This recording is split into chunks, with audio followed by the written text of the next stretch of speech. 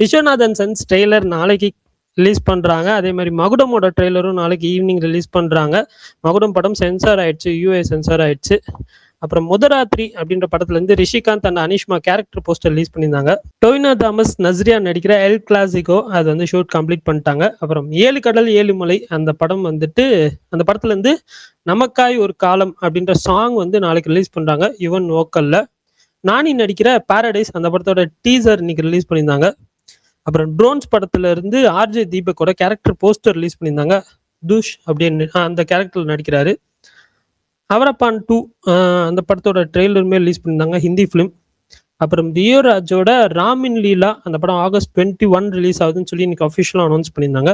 நஸ்லின் வந்து அடுத்து நடிக்கிற படம் மதுசி நாராயணன் அவர் தான் டைரக்ட் பண்றாரு. அந்த படத்தோட ஷூட் இன்னைக்கு ஸ்டார்ட் பண்ணிட்டாங்க ஃபோர்ட் கொச்சியில். பியார் பிரேமா கல்யாணம் அந்த படத்துல இருந்து கிரேசி லவ் அப்படின்ற சாங் வந்து ரிலீஸ் பண்ணியிருந்தாங்க.